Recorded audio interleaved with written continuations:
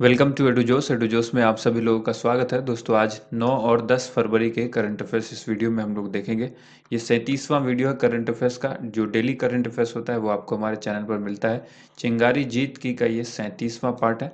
तो चलिए इस वीडियो को शुरू करते हैं। शुरुआत हमारे डेली मोटिवेशनल कोट से होगा। हासिल होगी मंजिल भी, तू तैयारी करके तो देख, आग लगेगी फिर सीने में, तू चिंगारी बन के तो देख। तो आज की इस वीडियो को हम लोग इसी चिंगारी जीत की जो ये मोटिवेशन है हमारा डेली, इससे शुरू करते हैं। सबसे पहले हम आपको बताना चाहेंगे कि अगर आपने हमारा चैनल अब तक सब्सक्राइब नहीं किया है तो चैनल को सब्सक्राइब ज़रूर करें, क्योंकि यहाँ पर डेली करंट अफेयर्स के साथ साथ आपको स्टैटिक जीके और करंट अफेयर्स का रिवीजन भी करवाया जाता है। वीडियो पसंद आए तो उसे लाइक एंड शेयर जरूर कीजिएगा। कल जो हमने आपसे सवाल पूछा था, यानी हर वीडियो में आपसे लास्ट में एक सवाल पूछा जाता है करंट अफेयर्स की वीडियो में, तो वो चिंगारी प्रश्न के तौर पर पूछा गया था, नोबेल पुरस्कार कितने क्षेत्र में दिया जाता है। करेक्ट आंसर इसका हो जाएगा ऑप्शन सी, 6 क्षेत्रों में दिया जाता है। तो ऑप्शन 6 इसका सी ऑप्शन करेक्ट आंसर होगा। अब बढ़ते हैं करंट अफेयर्स की तरफ। 9 और 10 फरवरी के करंट अफेयर्स, पहले 9 फरवरी उसके बाद 10 फरवरी। 2021 का सेफर इंटरनेट डे कब मनाया जाएगा? तो करेक्ट आंसर क्या हो जाएगा? ऑप्शन नंबर सी, मनाया गया है, ये मनाया जाएगा। हालांकि ये स्लाइड पहले बनी हुई थी, लेकिन हमने वीडियो आपको देरी से दिया है। तो यहाँ पर 9 फरवरी आप इसको याद रखिएगा, सेफर इंटरनेट डे मनाया गया। 2021 का इंटरनेट सुरक्षा दिवस ये मनाया गया है 9 फरवरी को। यह दिवस हर साल 9 फरवरी के दूसरे सप्ताह के दूसरे दिन मनाया जाता है। 2021 के लिए इसकी थीम है together for a better internet. उद्देश्य है इंटरनेट को एक बेहतर और सुरक्षित प्लेटफॉर्म बनाना। इस दिवस को मनाने की शुरुआत साल 2004 में की गई थी। करंट अफेयर्स रिवीजन में याद रखिएगा, ऊकला द्वारा जारी global internet speed test index 2020 में भारत को मोबाइल इंटरनेट स्पीड में 129वां स्थान मिला है। नेक्स्ट क्वेश्चन है, दुनिया का सबसे बड़ा बांध किस देश के द्वारा बनाया जाएगा? दुनिया का सबसे बड़ा ये बांध होगा और किस देश के द्वारा बनाया जाएगा? चीन के द्वारा। तो ऑप्शन ए करेक्ट आंसर होगा। यहाँ पर आप याद रखिएगा, चीन के द्वारा ये बांध ब्रह्मपुत्र नदी पर बनाया जाएगा। ठीक है, तिब्बत में यारलंग सांगपो के नाम से जाना जाता है इसको। ब्रह्मपुत्र नदी है ये, दुनिया का सबसे बड़ा बांध इस पर बनाया जाएगा। यह नदी समुद्र स्तर से 5000 मीटर की ऊंचाई पर, और इस लिहाज से यह दुनिया की सबसे अधिक ऊंचाई पर बहने वाली नदी होगी। चीन ने इसके पीछे की वजह बताई है कि उसने 2060 तक कार्बन न्यूट्रलिटी का लक्ष्य रखा है, और इसी वजह से यह बांध उस जगह पर बनाया जा रहा है जहां यारलंग सभ्यता के लोग ने तिब्बत के पहले शासन की स्थापना की थी। इंपॉर्टेंट फैक्ट में आपको याद रखना है, ब्रह्मपुत्र नदी को तिब्बत में यारलंग सांगपो, या सिंपल आप सांगपो कहें, नदी के नाम से जाना जाता है। आगे क्वेश्चन यहाँ पर पूछा गया है, हाल ही में विश्व व्यापार संगठन यानी WTO की पहली महिला महानिदेशक कौन बनी है? करेक्ट आंसर क्या हो जाएगा इसका? राइट आंसर होगा ऑप्शन ए, ओकोंजो इविला। ये विश्व व्यापार संगठन यानी WTO की पहली महिला महानिदेशक बनी है। याद रखिएगा, ओंकोजा ओंकोजा इवुला हैं, रोबर्टो एजेवेदो की जगह लेंगी, जिन्होंने अगस्त 2020 में पद छोड़ दिया था। और ये स्टेप डाउन था, याद रखिएगा। इसी क्वेश्चन को RRB NTPC में पूछा गया है कि WTO के किसने जो है वो स्टेप डाउन किया था? रोबर्टो एजेवेदो ने। इन्होंने स्टेप डाउन किया था, यानी पद त्याग दिया था कार्यकाल पूरा होने से पहले, और इसी के स्थान पर ओकोंजो इविला जो नाइजीरिया की हैं, ये विश्व व्यापार संगठन की पहली महिला महानिदेशक के रूप में इनको चुना गया है। WTO के बारे में जान लेते हैं। वर्ल्ड ट्रेड ऑर्गेनाइजेशन इसका फुल फॉर्म होता है। यह एक अंतर्राष्ट्रीय संगठन है जो विश्व व्यापार के लिए नियम बनाता है। स्थापना इसकी 1995 में हुई थी। ठीक है, यानी गैट जो था पहले इसका नाम था, गैट के स्थान पर 1995 में इसको WTO कहा गया, यानी इसकी स्थापना हुई, इसका नाम चेंज किया गया। पहले इसको गैट के नाम से जानते थे। मुख्यालय इसका जेनेवा स्विट्जरलैंड में है। इसके सदस्य देश 164 है। नाइजीरिया पश्चिम अफ्रीका का एक देश है जिसकी राजधानी अबुजा है। हाल ही में 100वें टेस्ट मैच में दोहरा शतक जड़ने वाले दुनिया के पहले क्रिकेटर कौन बने हैं? करेक्ट आंसर हो जाएगा ऑप्शन नंबर डी, जो रूट। ठीक है, ऑप्शन डी करेक्ट आंसर हो गया यहाँ पर। देखिए, इंग्लैंड के कप्तान हैं जो रूट, यह याद रखिएगा। भारत के खिलाफ इन्होंने चेन्नई में खेले जा रहे पहले टेस्ट मैच में 218 रनों की पारी खेली। वो 100वें टेस्ट में दोहरा शतक जड़ने वाले दुनिया के पहले क्रिकेटर बन गए हैं। जो रूट के नाम 100वें टेस्ट में सबसे ज़्यादा रन बनाने का रिकॉर्ड भी दर्ज हो गया। उन्होंने पाकिस्तान के इंजमामुल हक का रिकॉर्ड तोड़ा है। इंजमामुल हक ने साल 2004-05 में भारत के खिलाफ बेंगलुरु में अपने 100वें टेस्ट में 184 रन की पारी खेली थी। इंपॉर्टेंट फैक्ट यह है कि चेपक क्रिकेट ग्राउंड चेन्नई में है। कहाँ पर है? चेपक क्रिकेट ग्राउंड चेन्नई, तमिलनाडु में है। भारत का पहला भू-तापीय क्षेत्र विकास परियोजना किस शहर में बनाया जाएगा? भारत का पहला भू-तापीय क्षेत्र विकास परियोजना कहाँ पर बनेगा? लेह में बनेगा। तो ऑप्शन ए करेक्ट आंसर हो जाएगा। लद्दाख की राजधानी है लेह और यहाँ पर भारत की पहली भू-तापीय क्षेत्र विकास परियोजना की स्थापना की जाएगी। इसके लिए त्रिपक्षीय समझौते पर लद्दाख प्रशासन, लद्दाख स्वायत्त पहाड़ी विकास परिषद और तेल और प्राकृतिक गैस निगम यानी ओएनजीसी के बीच हस्ताक्षर हुए हैं। भूतापीय ऊर्जा क्या होती है? यह पृथ्वी के ऊपरी सतह के भीतर उत्पन्न होने वाली ऊष्मा है। इसका उपयोग हीटिंग, कूलिंग और स्वच्छ बिजली पैदा करने के लिए किया जा सकता है। इंपॉर्टेंट फैक्ट में आपको याद रखना है, वर्तमान में लद्दाख के उपराज्यपाल कौन है? राधा कृष्ण माथुर यानी आर के माथुर। लद्दाख किससे यूनियन टेरिटरी टूट के अलग बना था? जम्मू एंड कश्मीर राज्य जो है वो दो अलग अलग यूनियन टेरिटरी में बटा। एक Jammu and Kashmir union territory हुआ, दूसरा लद्दाख हुआ। याद रखिएगा, लद्दाख के उपराज्यपाल राधा कृष्ण माथुर यानी आर के माथुर है। अगला सवाल है, हाल ही में किस राज्य सरकार के द्वारा सांस अभियान शुरू किया गया है? SAANS, इस अभियान को किस राज्य ने शुरू किया है? तो ऑप्शन सी मध्य प्रदेश इसका राइट आंसर हो जाएगा। यहाँ पर याद रखिएगा, सांस का मतलब क्या है? SAANS का फुल फॉर्म भी पूछा जा सकता है आपसे। Social awareness and action to neutralize pneumonia successfully, ये इसका फुल फॉर्म है। ठीक है, मध्य प्रदेश सरकार के द्वारा इस अभियान को शुरू किया गया है। इसका उद्देश्य है निमोनिया के कारण शिशु मृत्यु दर को कम करना। सांस अभियान में चिकित्सा कर्मचारियों को सामुदायिक और प्राथमिक स्वास्थ्य केंद्रों में प्रशिक्षित किया जा रहा है। करंट अफेयर्स रिवीजन में याद रखिएगा, हाल ही में मध्य प्रदेश सरकार ने पंख अभियान शुरू किया है। पी का मतलब इसमें होता है प्रोटेक्शन, ए का मतलब होता है अवेयरनेस। ठीक है, इसके बाद एन का मतलब यहाँ पर देखिए, ए का मतलब awareness of their rights, P stand for protection, A stand for awareness of their rights, N for nutrition और K for knowledge and H for health, ये इसका फुल फॉर्म होता है। नेक्स्ट क्वेश्चन देखिए, दुनिया का सबसे बड़ा पवन ऊर्जा संयंत्र यानी ऑफशोर विंड फार्म किस देश में स्थापित किया जाएगा? करेक्ट आंसर हो जाएगा इसका ऑप्शन डी, दक्षिण कोरिया में स्थापित किया जाएगा। ये दुनिया का सबसे बड़ा पवन ऊर्जा संयंत्र होगा जो कि दक्षिण कोरिया में स्थापित किया जाएगा। इसकी अधिकतम क्षमता जो होगी वो 8.2 गीगावाट होगी। इसे 2030 तक स्थापित किया जाएगा। इस परियोजना की अनुमानित लागत 48.5 ट्रिलियन वोन यानी 43.2 बिलियन डॉलर है। इंपॉर्टेंट फैक्ट यह है कि वर्तमान में दुनिया का सबसे बड़ा अपतटीय पवन फार्म ब्रिटेन में हॉर्नसी 1 है, जिसकी क्षमता 1.12 गीगावाट है। अब यहीं से आप अंदाज़ा लगाइए, ये 1.12 गीगावाट है और ये जो बनेगा 8.2 गीगावाट बनेगा, तो कितनी ज़्यादा इसकी क्षमता, इससे कई गुना यानी लगभग 8 गुना ज़्यादा है। ठीक है, यहाँ पर देखिए, करंट अफेयर्स रिवीजन में याद रखिएगा, ब्लूमबर्ग के द्वारा इनोवेशन इंडेक्स 2021 में हाल ही में दक्षिण कोरिया पहले स्थान पर पहुंचा है। दक्षिण कोरिया के बारे में जानिए, इसकी राजधानी सियोल होती है, मुद्रा वोन है, प्रेसिडेंट यहाँ के मून जेई इन है। 38वीं समांतर रेखा यानी 38th पैरेलल लाइन उत्तर कोरिया और दक्षिण कोरिया को दो अलग अलग भागों में बांटती है। नेक्स्ट यहाँ पर क्वेश्चन है, किस राज्य के द्वारा 13 फरवरी से मांडू महोत्सव का आयोजन किया जाएगा? याद रखिएगा, मांडू महोत्सव किस राज्य में मनाया जाता है? मध्य प्रदेश में मनाया जाता है। इसको म से मांडू और म से मध्य प्रदेश आप याद रख सकते हैं। अगला सवाल देखने से पहले यहाँ पर जान लीजिए, मध्य प्रदेश के ऐतिहासिक शहर मांडू में जगह भी वहाँ पर है मांडू एक, वहाँ पर 2 दिवसीय मांडू महोत्सव का आयोजन किया जाएगा। यह महोत्सव 13-14 फरवरी को आयोजित होगा। यह मांडू महोत्सव का दूसरा संस्करण होगा। मांडू शहर के बारे में जानिए, यह मध्य प्रदेश के धार जिले में स्थित है। मांडू मुख्य रूप से सुल्तान बाज बहादुर और रानी रूपमती की प्रेम कहानी के लिए जाना जाता है। यहाँ पर आपको याद रखना, स्टैटिक जीके में चुटका परमाणु विद्युत संयंत्र मध्य प्रदेश के मंडला जिले के चुटका गांव में निर्माणाधीन है यानी बन रहा है। मध्य प्रदेश के बारे में जानिए, 1 नवंबर 1956 को इसकी स्थापना हुई। राजधानी भोपाल। मुख्यमंत्री शिवराज सिंह चौहान जो कि चौथी बार बने हैं।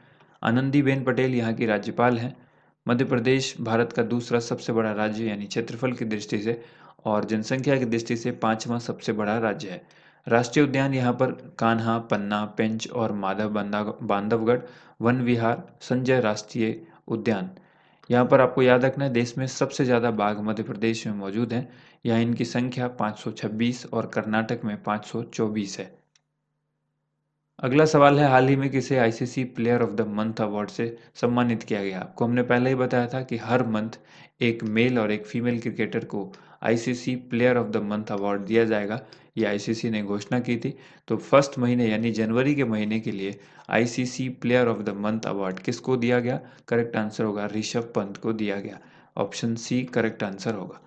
अगला सवाल जानने से पहले आईसीसी ने जो ये बात कही है इसको जान लीजिए। आईसीसी ने जनवरी के लिए Rishabh Pant player of the month के लिए अवार्ड से नवाजा है। आईसीसी ने 2021 से ही ICC player of the month award की शुरुआत की। ये हमने आपको पहले ही बताया कि जनवरी के महीने से ये शुरू हुआ है। आईसीसी ने ऋषभ पंत के साथ इंग्लैंड के कप्तान जो रूट और आयरलैंड के पॉल स्टर्लिंग को भी इस अवार्ड के लिए नॉमिनेट किया था। नॉमिनेट 3 खिलाड़ी हुए थे जिसमें से मिला अवार्ड किसको? ऋषभ पंत को मिला है। तो आपको कंफ्यूज करने के लिए ये 3 नाम भी दिया जाएगा ऑप्शन में कभी भी एग्जाम में।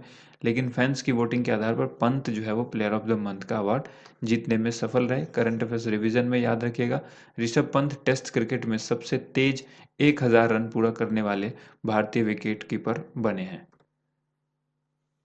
हाल ही में किसी राष्ट्रीय सुरक्षा सलाहकार बोर्ड यानी एनएसएबी में नियुक्त किया गया है। राष्ट्रीय सुरक्षा सलाहकार बोर्ड के रूप में जो बोर्ड में नियुक्त किया गया है, इनका नाम है श्रीधर वेम्बू। श्रीधर वेम्बू को राष्ट्रीय सुरक्षा सलाहकार बोर्ड में नियुक्ति मिली है। हाल ही में इनको पद्मश्री से भी सम्मानित किया गया था। एनएसएबी के अन्य सदस्यों में इसरो के पूर्व अध्यक्ष राधाकृष्णन, आईआईएम बेंगलुरु के अंशुमान त्रिपाठी, फ्रांस व संयुक्त राज्य अमेरिका के पूर्व राजदूत अरुण के सिंह शामिल हैं। वर्तमान में नेशनल सिक्योरिटी एडवाइजर बोर्ड यानी एनएसएबी के अध्यक्ष अजीत डोभाल हैं। इंपॉर्टेंट फैक्ट यह है कि भारत के पहले राष्ट्रीय सुरक्षा सलाहकार ब्रजेश मिश्रा थे। ये बहुत इंपॉर्टेंट सवाल है, इसको याद रखिएगा। और वर्तमान में कौन है? अजीत डोभाल। अगला सवाल है, भारतीय सेना के द्वारा कहां पर 100 फुट ऊंचा राष्ट्रीय ध्वज लगाया जाएगा? इस क्वेश्चन का करेक्ट आंसर हो जाएगा ऑप्शन सी, गुलमर्ग में लगाया जाएगा। 100 फुट ऊंचा होगा ये राष्ट्रीय ध्वज। भारतीय सेना जम्मू कश्मीर के गुलमर्ग में ये 100 फीट ऊंचा राष्ट्रीय ध्वज लगाएगी।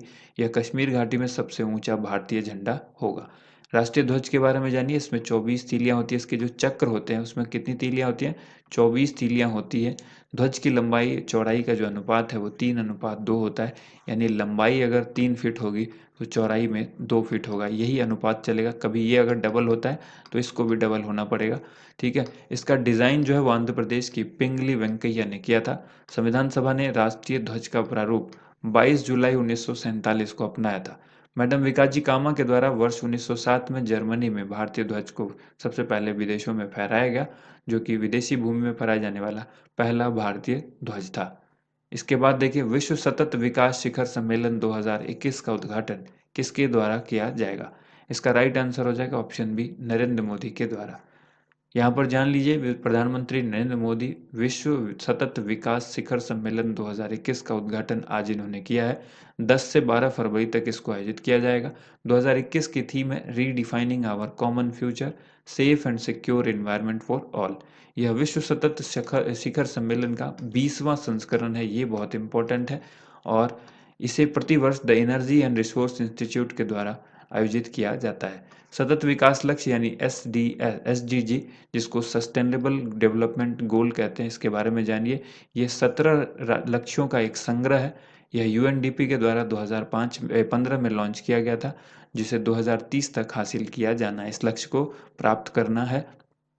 नेक्स्ट क्वेश्चन है, हाल ही में किस देश ने संयुक्त राष्ट्र मानवाधिकार परिषद यानी यूएनएचआरसी के साथ फिर से जुड़ने की घोषणा की है?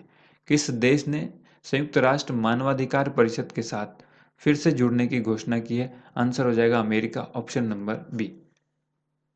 अमेरिकी सरकार ने संयुक्त राष्ट्र मानवाधिकार परिषद के साथ फिर से जुड़ने की घोषणा की है। अमेरिका ने 2018 में यूएनएचआरसी को छोड़ दिया था, जब उस वक्त डोनाल्ड ट्रंप वहां के राष्ट्रपति थे। अमेरिका संयुक्त राष्ट्र मानवाधिकार परिषद में पर्यवेक्षक के रूप में शामिल होगा। United nation human rights council यानी यूएनएचआरसी के बारे में इसके बारे में जानिए। इसकी स्थापना 15 मार्च 2006 को हुई थी। मुख्यालय इसका जेनेवा स्विट्जरलैंड में है। अध्यक्ष नजहत शमीम हैं, जो कि फिजी के हैं। उद्देश्य दुनिया भर में मानव अधिकारों को बढ़ावा देना और उनकी रक्षा करना है।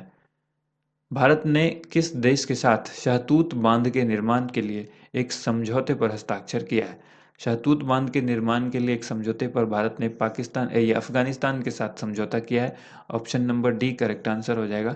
यहाँ पर आपको याद रखना है, भारत ने अफगानिस्तान के साथ शहतूत बांध के लिए जो निर्माण के लिए जो समझौता हस्ताक्षर किया है, इस बांध के माध्यम से काबुल शहर के 20 लाख लोगों को स्वच्छ जल की आपूर्ति सुनिश्चित हो पाएगी। इस समझौते ज्ञापन पर प्रधानमंत्री श्री नरेंद्र मोदी और अफगानिस्तान के राष्ट्रपति डॉक्टर मोहम्मद अशरफ गनी। सवाल पूछा जाता है कि ये जो समझौता हुआ है, शहतूत बांध समझौता, इसके लिए किसने साइन किया? तो नरेंद्र मोदी जी ने और अफगानिस्तान के राष्ट्रपति मोहम्मद अशरफ गनी की उपस्थिति में ये समझौता हुआ।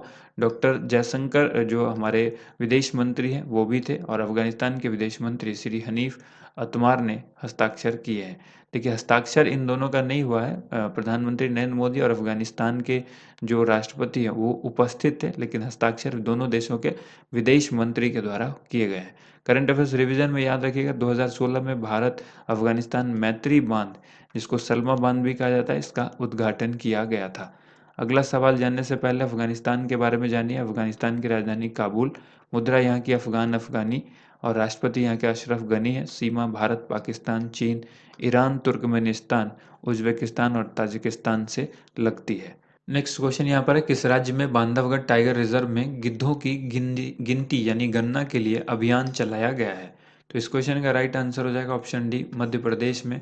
और ये बांधव टाइगर रिजर्व जो है ये कहाँ पर है? मध्य प्रदेश में है।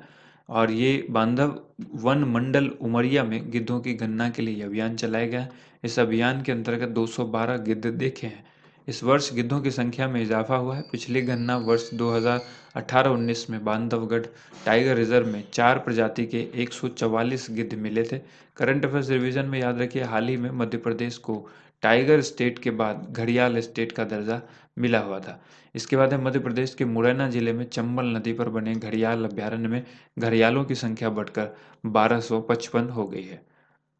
मध्य प्रदेश के बारे में यहाँ पर जानिए, ये हम ऑलरेडी आपको बता चुके हैं, तो इस स्लाइड को हम लोग स्किप करेंगे, क्योंकि इसी वीडियो में जो करंट अफेयर्स हमने अभी देखा है उसमें आपको हमने मध्य प्रदेश के बारे में बताया है।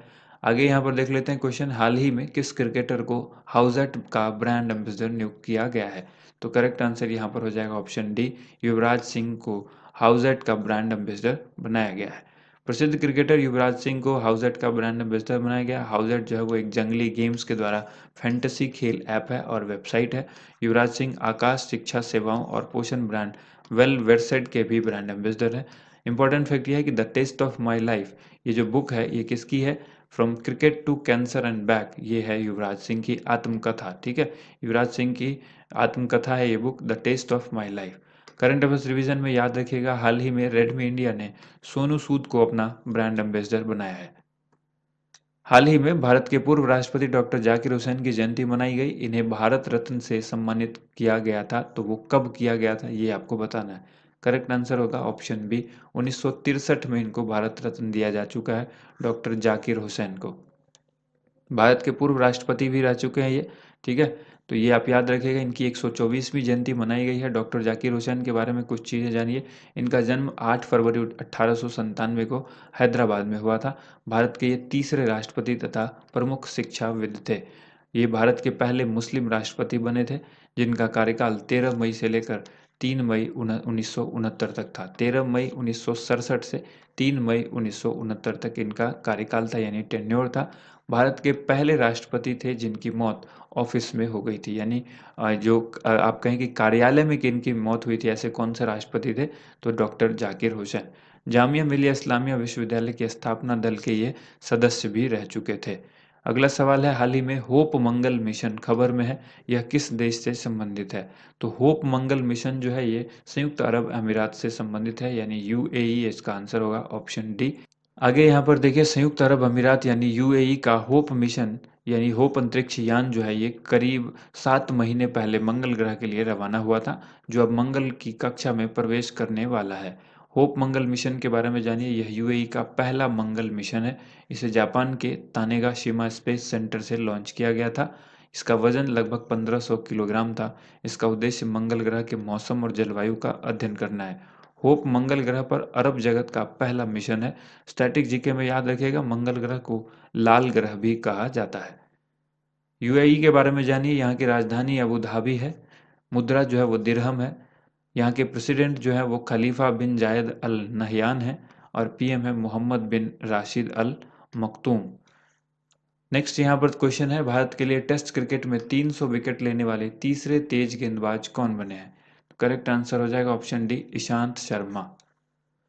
यहाँ पर याद रखिएगा, भारतीय तेज गेंदबाज ईशांत शर्मा टीम इंडिया के लिए टेस्ट क्रिकेट में 300 विकेट लेने वाले तीसरे तेज गेंदबाज बन चुके हैं। ईशांत शर्मा ने चेन्नई में इंग्लैंड के खिलाफ अपने 98वें टेस्ट में 300वां विकेट लिया है। ईशांत से पहले तेज गेंदबाज कपिल देव 434 विकेट ले चुके हैं। जहीर खान 311 विकेट ले चुके हैं। करंट अफेयर्स रिवीजन में याद रखिएगा, तमिलनाडु की टीम ने सैयद मुश्ताक अली ट्रॉफी 2021 के फाइनल में बड़ौदा को 7 विकेट से हराकर यह खिताब अपने नाम किया था। तो आप याद रखिएगा, सैयद मुश्ताक अली ट्रॉफी 2021 किसने जीता? तमिलनाडु ने जीता है। अगला सवाल है, हाल ही में अख्तर अली का निधन हो गया, यह किस खेल से संबंधित थे? तो अख्तर अली जो संबंधित थे, टेनिस के खिलाड़ी थे। ये ऑप्शन बी इसका राइट आंसर हो जाएगा। पूर्व टेनिस खिलाड़ी हैं, ये भारतीय हैं अख्तर अली। इनका कोलकाता में निधन हो गया। इनकी उम्र 81 वर्ष थी। अख्तर अली ने साल 1958 से लेकर 1964 के बीच टेनिस खेला है इंटरनेशनल रूप में भारत के लिए। ठीक है। करंट अफेयर्स रिवीजन में याद रखना है, हाल ही में अंकिता रैना किसी भी ग्रैंड स्लैम में मुख्य ड्रॉ में जगह बनाने वाली तीसरी भारतीय महिला टेनिस खिलाड़ी बनी है। अंकिता रैना को ऑस्ट्रेलियन ओपन के महिला युगल के ड्रॉ में जगह मिली है। अंकिता रैना को ऑस्ट्रेलियन ओपन में महिला युगल के ड्रॉ में जगह मिली है। यहाँ पर आपको एक्स्ट्रा खुराक क्वेश्चंस कुछ पूछे गए हैं, जिसका आंसर आप सबको कमेंट बॉक्स में लिखना है। इस वीडियो में ही इसका आंसर भी बताया जाएगा। तो चलिए आप लोग आंसर लिखना शुरू कीजिए। हरिजन संघ का स्थापना किसने किया था? गदर पार्टी की स्थापना किसने की थी? स्वराज पार्टी की स्थापना किसने की थी? आज़ाद हिंद फौज की स्थापना किसने की थी? फॉरवर्ड ब्लॉक की स्थापना किसके द्वारा की गई थी? तो इसमें आंसर देखिए, सबसे पहले हरिजन संघ की स्थापना महात्मा गांधी। गदर पार्टी के संस्थापक जो है वो कौन थे? लाला हरदयाल। इसके बाद यहाँ देखिए, ये जो सवाल पूछा गया है आपसे कि स्वराज पार्टी की स्थापना किसने की थी, तो आंसर होगा मोतीलाल नेहरू। इसकी और चित्तरंजन दास दोनों ने मिलकर की थी। आज़ाद हिंद फौज की स्थापना किसने की थी? तो ये की गई थी रास बिहारी बोस के द्वारा। और फॉरवर्ड ब्लॉक की स्थापना की थी सुभाष चंद्र बोस ने। अब बारी है आज के चिंगारी प्रश्न की। जिन्ना को कायदे आजम की उपाधि किसने दी थी? चार ऑप्शन दिए गए हैं। जिन्ना को इनमें से किसने कायदे आजम कहा था? करेक्ट आंसर जो भी है आप ऑप्शन कमेंट बॉक्स में ज़रूर लिखें। आप नाम भी लिख सकते हैं direct. Thank you so much आप सभी लोगों का वीडियो देखने के लिए बहुत बहुत धन्यवाद। वीडियो को ज़्यादा से ज़्यादा लाइक एंड शेयर कीजिएगा। Thank you.